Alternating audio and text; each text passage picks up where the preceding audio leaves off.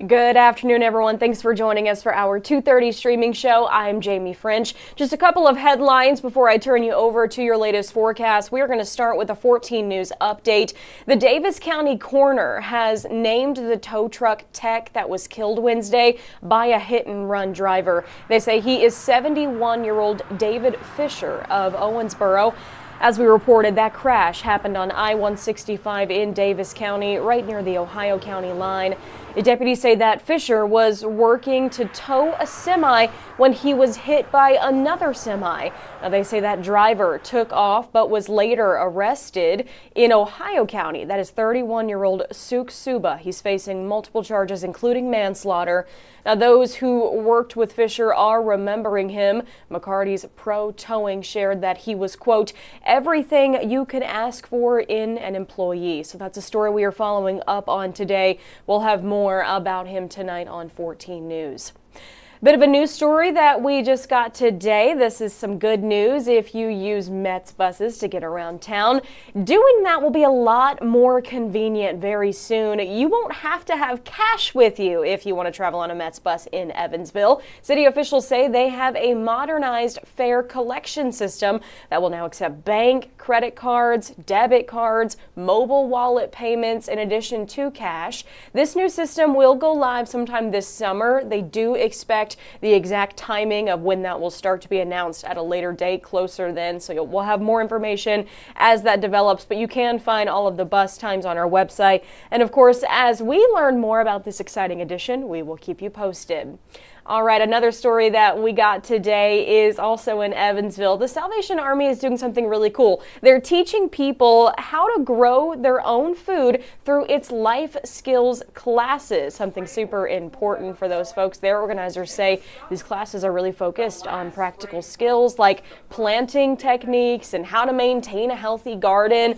The goal here is to just educate the community and help prevent food scarcity. Now, classes are held once or twice a month during their food service program, where participants can also receive a free meal. Now, the Salvation Army does offer other life skills classes if you're interested. Those can help people with things like obtaining housing, understanding legal issues, navigating Medicare, lots more. We have all the details on how to sign up for some of these really cool classes over on our website, 14news.com. Now, those are just a few headlines of things that we are following today. Of course, we've got a lot more coming up tonight on 14 News at 4, 5, and 6, and then later at 10.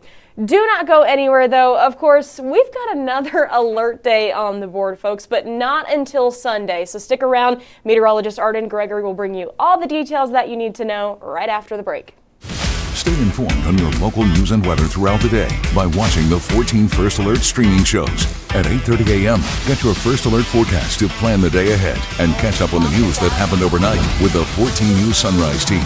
In the afternoon, get the latest headlines, forecasts, and a preview of the stories we're working on with the 14 First Alert streaming show at 2:30.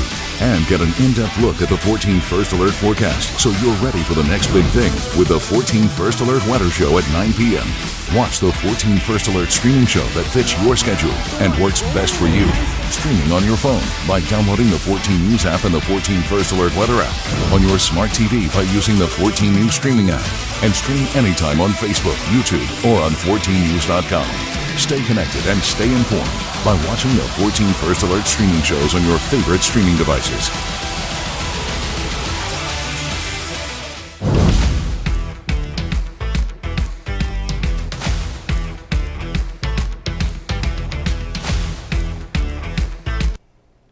Good afternoon. I'm 14 First Alert meteorologist Arden Gregory. This is a live look at the view from our 14 News studio tower camera. A few thin wispy clouds out there, but lots of blue sky and sunshine. That has been the case all day today, but it is much cooler than it was yesterday and especially the day before. Now, looking ahead to your weekend, tomorrow and Saturday, not too bad. Friday will be a little breezy, but overall fairly pleasant. We're looking at, highs climbing into the 60s the next couple of days.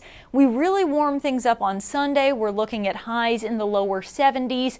It's also going to be windy on Sunday, though, and we do have a new first alert weather day. This is from Sunday evening through Monday morning. So it's going to be windy. Then we've got a chance of storms. Then our temperatures start to very quickly drop Sunday night, and by Monday morning we may see that rain changing over to snow. So there's a lot going on there, but we are on alert for just major changes from Sunday into Monday. We've got a lot happening there as another cold front is going to move through the tri-state. We had a cold front roll through last night. You can see the impact that has had on temperatures. It is currently 24 degrees colder in Evansville right now than it was at that same time yesterday. Now that cold front has since pushed off to the east. It's brought some thunderstorms to the east coast today, but all of that is again moving out to sea and away from the tri-state now. We've had lots of sunshine all day long, and it looks like it's going to stay mostly clear through tonight and into tomorrow as well. Again, this chance for storms doesn't come into play until Sunday, and even then, it's primarily on Sunday night. Let's take a brief moment to talk temperatures. I mentioned how much cooler it is now compared to yesterday. We're currently sitting in the lower 50s. It's 50 degrees even in several locations, including Fairfield, Mount Carmel, Mount Vernon, Evansville, Huntingburg, Henderson, Owensboro, Dundee. A few other locations a little warmer than that, like Madisonville at 52. We do still have a cool breeze flowing in from the west-northwest. So we had this cold air rush in from the northwest and this strong wind last night. Our temperatures dropped like a rock when that cold front went through yesterday afternoon, and then it was very chilly and breezy all night long. The winds have let up some. It's not as windy as it was last night, but our wind direction is going to shift overnight tonight. So we're going to drop from the low 50s back into the low 40s this evening as the sun goes down, but then we're going to hold steady in the lower 40s for much of the overnight hours because our winds start to blow back in from the south. It's going to become rather breezy as we go through the night tonight. Winds coming in from the south is going to pull warmer air into the tri-state. So typically as the night goes on, it gets colder and colder, but that warm air flowing in is going to kind of offset that. And so we'll just kind of hold steady in the low 40s for much of the night.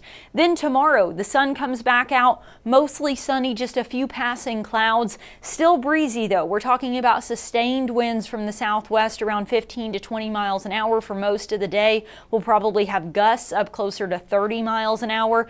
But again, because that's coming from the south, it's pulling warmer air into the tri-state and pushing us into those lower 60s on Friday. We'll climb into the low to maybe mid 60s on Saturday. Then Sunday, warmest day out of the weekend with highs climbing into the low 70s. But then look at this drop. I mean, it's like we just fall off the face of the earth here. We drop 40 degrees, going from the lower 70s on Sunday to the lower 30s on Monday. So that cold front we're tracking is really going to pack a punch. And so let's take a closer look at how that might play out for us. Most of the day on Sunday, I think, is going to be dry. It will be mostly cloudy, and it's going to be windy. We're going to have winds coming in from the south at a good clip. I mean, we could see gusts 30, 40 miles an hour, warm air just pumping in from the south. That's what's going to push us into those lower 70s. But again, most of the day on Sunday is going to be dry. And then we have this cold front moving in. Look at these wind arrows here. Notice again that warm air coming in from the south. Then you see this sharp change here with colder air flowing in from the northwest. That changing point, that's your cold front. So as that cold front moves in, we are expecting to see rain and possibly some heavy rain and thunderstorms, mainly overnight Sunday night. So again, this rain moves in sometime Sunday evening, Sunday night. It rains into the overnight hours. But as that cold front passes through, think back to what we saw just yesterday. Once that cold front passes through, those temperatures start to plummet very quickly, and our temperatures are going to drop back to below freezing late Sunday night into early Monday morning. And so by then, the heavy rain and thunderstorms will be out of here. The rain will be lighter and more scattered, but whatever rain remains will then possibly change over to some snow. So at that point, we're talking about light scattered snow showers very, very late Sunday night, more so into Monday morning. By Monday afternoon, those snow chances move out, and then our skies clear Monday night, and we'll get some sunshine in here on Tuesday. But man, Tuesday morning is going to be brutally cold. I wouldn't expect a lot of excitement out of this particular weather system. There is that chance we could get some thunderstorms Sunday night, and I wouldn't 100% yet rule out the possibility of an isolated strong to severe storm, but it really looks like the primary risk for severe weather is going to stay southwest of the tri-state on Sunday. Then we look at the snow chances, because again, there's a lot going on here. We've got the wind, we've got the storms, we've got the big drop in temperatures, we've got the snow, but again, I wouldn't expect a whole lot from this when it comes to snow either. Notice this is pointing out, couple tenths of an inch, just a dusting of snow. And also keep in mind, it will have been in the 70s just hours earlier. So I really think it's going to be too warm for much of anything to stick, especially to pavement and things like that. We could maybe get a dusting on some of the grass or elevated surfaces like car windshields and things like that. But really, it doesn't look like there's going to be much to this snow. But it is going to be a shock to the senses. I can almost feel the headache brewing just looking at Sunday and Monday, because we do have this huge, like I said, about 40-degree drop in our temperatures. We go from lower 70s Sunday afternoon to upper 20s Monday morning. Then it's going to stay cold and breezy all day on Monday. Just a very blustery day. We're going to have to break out the wind chill forecast again as it's going to be breezy with temperatures barely budging. We go from the upper 20s Sunday night to only the low to mid 30s Monday afternoon. Then Monday night, I warned you, Tuesday morning is going to be very cold. Monday night into Tuesday morning, I don't think it'll be as breezy, but it will still be extremely cold with lows dipping down into the mid-teens. If we have any wind at all, we will be talking about wind chills likely dipping into the single digits Tuesday morning. So I hope you didn't pack away your winter coats. I know we've been in the 80s a couple times here recently, but dig those winter coats back out, because we are going to need them as we get into next week. One bit of good news is that cold snap doesn't last forever. It doesn't last more than a couple days, actually. We then start to warm back into the 50s and then even the 60s as we get into the middle of next week. Let's take a check-in on the comments here. Good afternoon, Laura, Susan, Stephanie, Cheyenne, and Phyllis. I was just reading your question, Cheyenne. Cheyenne's asking about severe risk spreading our way. Like I said, right now the risk of severe weather is more to our southwest. This is a few days out. You also have to keep in mind that these extended outlooks, days 4 through 8 from the Storm Prediction Center, they indicate a 15% risk of severe storms. A 15% risk would also equate to what would be a level 2 out of 5 risk. A level 1 risk would be more like a 5 to 10% risk. So it's possible that those areas to the southwest end up in, for example, a level 2 out of 5 risk for severe weather. But then on the outer edges of that, you could then see a level 1 risk that might expand into us. So again, as I said before, I can't 100% rule out the possibility of an isolated strong to severe storm on Sunday night, but really, our severe weather chances seem like they're going to be pretty low. I think any chance of severe weather on Sunday night would be very isolated. We are going to get rain, maybe a few thunderstorms, and again, I wouldn't rule out an isolated strong or maybe even severe storm. Gusty winds would be the most likely threat with that, kind of like what we dealt with yesterday. It'll be very windy as that front is moving through, but we're not expecting widespread severe weather of any kind Sunday night. I'll say that with confidence. We're not expecting widespread severe weather Sunday night, so any chance of severe storms would be very isolated. Really, this is just going to be disruptive more than anything. We wanted to draw your attention to what a dramatic change this is going to be because Sunday, it's going to be breezy, 70s.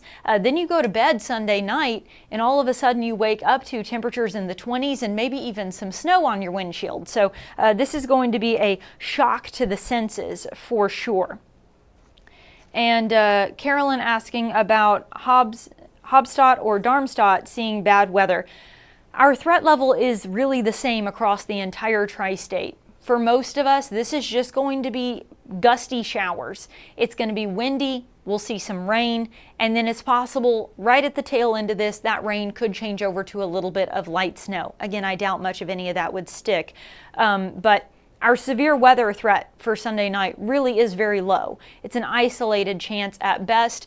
We could get a stronger storm with some strong wind gusts or some heavier rain really popping up anywhere in the tri-state.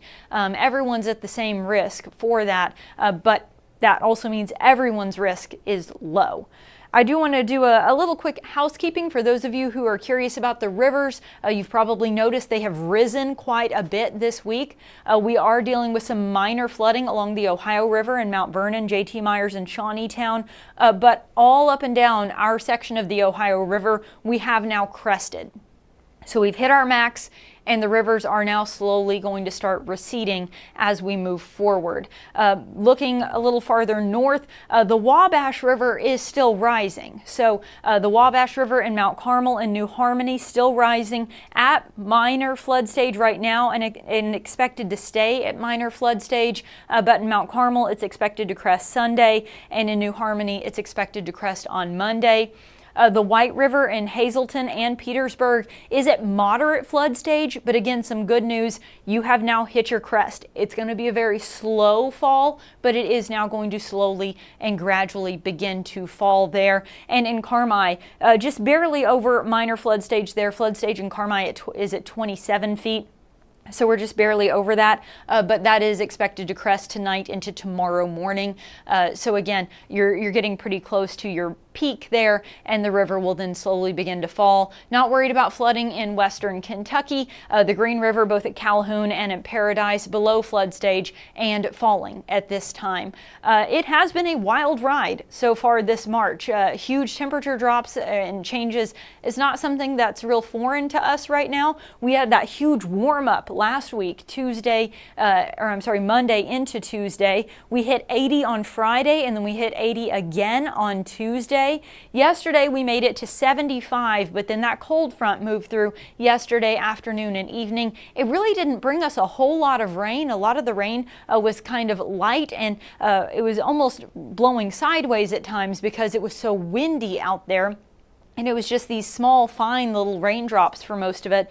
So really, less than 1/10 of an inch made it into the rain gauge at the Evansville Regional Airport yesterday. But it was so rainy last week that we still have a huge surplus of rainfall for the month, which has kind of helped dig us out of the hole that we were in after having the 5th driest February on record here. For our average temperature, though, running way warmer than normal so far this first week and a half of March. We are running 13.5 degrees warmer than you would expect. Our temperatures are normally in the 50s this time of year, and instead we've had a lot of 60s and 70s and even a couple days in the 80s. So today was actually kind of a reset back to normal, but we're going to warm back up over the weekend, as I mentioned. Huge drop in our temperatures Sunday night into Monday. Very cold Monday and Tuesday, but then Tuesday night our wind direction starts to shift again. We warm back into the 50s by Wednesday, back into the 60s then by Thursday, and the extended outlook from Thursday through next weekend then shows a trend back toward above average temperatures along with below average precipitation. So while we do still have a good chance of rain, maybe some thunderstorms, and then possibly changing over to a little bit of snow Sunday into Monday, once we get through that, most of next week is actually looking pretty dry. All right. I'm not seeing any other questions in the comments, so I'm going to wrap this up. Meteorologist Michael Fecka will have an updated look at your forecast on 14 News tonight at 4, 5, 6, and 10, and he'll have another streaming show here for you tonight at 9. So I hope you'll join him for that, and continue to stay tuned in over the next few days as we get more and more detailed information about what exactly we can expect with this huge change that we're on alert for Sunday night into Monday morning. All right, everybody have a great rest of your day.